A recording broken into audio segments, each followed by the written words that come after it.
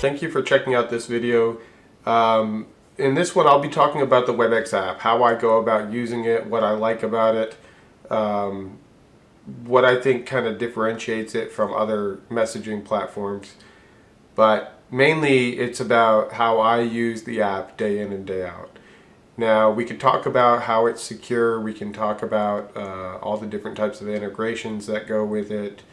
There's a lot that is out there for us to talk about with this. And if you want to know about any of that, please do reach out to your account manager or reach out in the comments below, and we can talk more about whatever specific features or functions you want to know about with the Webex app.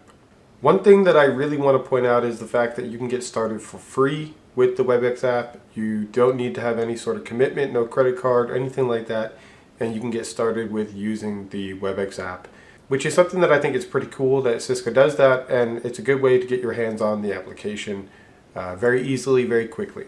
But at this point, we now know what we're here to talk about. Let's go ahead and dive into the demo. You can just reach out and say, hey, Patrick. Patrick, being the jerk that he is, he's going to be like, what do you want, right? So then we go on, we're like, oh, this guy's just like, hey, it's almost the weekend. And Patrick is also happy that it's almost the weekend. So then they start communicating with gifts. Why does that matter? Because we don't give gifts the credit that they deserve. It actually does kind of sort of spice up the workday a little bit. If we're going to use the application for communicating, why don't we use it in a way that can be enjoyable? So we do some of that, but then I get into talking about spaces, which are kind of like group chats. And within the spaces, we can see who all's here and all types of stuff. We can also go to the content tab. And in the content tab, we can see any files that have been shared. We can see if there were any whiteboard sessions that had taken place previously. Any links that have been shared, right? Because if there's any links being shared, chances are they're probably worth revisiting. In these spaces is you can have different websites for you to be able to work on things. So for example, let's say if we had a group project within a smart sheet, we could have that smart sheet integrated in. So phase 4 is going into being in progress. Phase 5 is going into planning. Maybe, down the road, phase 5 gets marked as complete. But we don't force you to bring other applications into our application only. We also allow you to take our application into other applications. For example, PowerPoint. What if you're working on a slide deck here and you want to be able to talk to some people over here off to the side? You can do that. Some platforms force you to bring all of your workflow into their platform. We don't do that. We allow you to bring our platform wherever you want to take it, or bring your workflow into our platform. That's how we operate with the Webex app. But let's hop back over to the Webex app and talk a little bit more about some of the spaces. We have announcement spaces.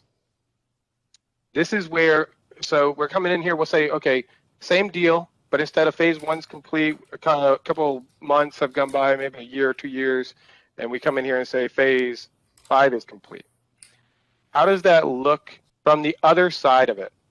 Somebody that's in the announcement space that is not one of the announcers. They can't respond back. They can only consume what's being announced, like a PA system on your messenger. This is good for a number of reasons. If you have an entire company in a space, or entire orgs, or entire departments, or even just an entire small team, and you're not controlling the direction of communications, it can get very chatty.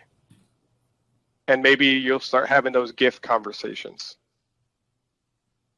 that aren't as valuable. It's just for fun. But in the announcement space, that's where it's coming from the top down. Whatever is happening in that announcement space, I need to give it my attention, right? And so that's one piece of value that I see from the announcement spaces. The other thing is, how do you want to use it? Do you want to use it to announce big company business? Do you want to have a space for emergencies, emergency notifications? Just another means of reaching the masses, and they'll know, oh, that's the emergency notification space. I know that whenever something in there, it's truly an emergency. I need to look to make sure everything is okay. right? Or technology outages. What if the phone systems are down? Like just voice, you can still ping people, but voice is down or email is down. What if you had an announcement room for your entire company where you could go in there and just say, we know email's down, we're working on it, and prevent all of those IT tickets that would come in otherwise. And we know what that means, support money. You're going to have to pay for support now for every one of those hundreds of IT tickets that opened up that didn't need to be opened and could have been prevented if you did a easy mass communication to your company. Let's go ahead and transition over to talking about scheduling meetings with other people. Have you ever gone to schedule a meeting with somebody in Outlook and it's kind of difficult and confusing and the schedules are so busy so it's hard to really interpret who's busy when? That's why I now schedule meetings through the Webex app. It's very easy to select a date and then look over here to the side and see who's available, whether it's me being unavailable or my counterpart who's unavailable. And it just really makes it easy to see what times work right here in the Webex app interface for scheduling meetings. Let's go ahead and actually create this meeting here, and I'll make it something that's obvious that is fake. We'll name it ignore this, and then we'll go ahead and schedule it. We go over here to messaging, you can see it very easily right there in the meeting.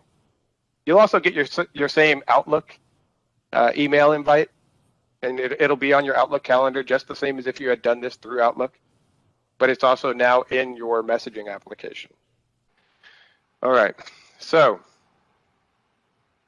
trying to remember where I go next with this.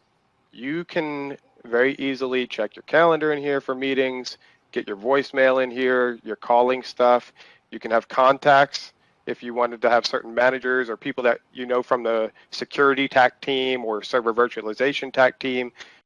Now, let's transition over to talking about teams within the Webex app.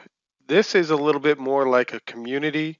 If you've ever been on a Discord community before, you'll understand what I mean by a community. And so for this one, we're going to say it's a bunch of people going for the CCNP Collab certification. And within that, we have multiple different exams that would need to be accounted for if we're going to have the community here within our Webex app. So let's go ahead and dive into what it actually looks like. We'll click on CCNP Collab, and in here we can see the different exam topics. And people can just join these different spaces within the team. They don't have to be a member of all of them, but everybody will be a member of the general space. And then, from here, it just allows people to very easily join the teams and start working together. And with that said, I want to highlight the fact that you can go to this URL and join the community for collaboration engineers here on the Webex app. And lastly, let's talk about the ability to collaborate across different domains. And if we take a look here, you'll notice that it's somebody from a different domain. That's why there's the yellow mark there. The domain here is at pcanane.webexsandbox something or other, and the domain here is at cisco.com, and it shows you external participants. So we allow you to collaborate with other domains, but we make it very clear that you're collaborating across companies. And for the security people out there, it is possible to lock down what all people are allowed to do across domains. There is actually one more thing I want to discuss. With the Webex app, it's possible to be on a call and pull it over to your desk phone, but it's also possible to be on a call on your desk phone and pull it over to your Webex app on your mobile phone, making it very, very, very versatile, making it very mobile, and just allowing people to work however they'd like to work and be on the go. Thank you for watching this video, and I'll see you in the next one.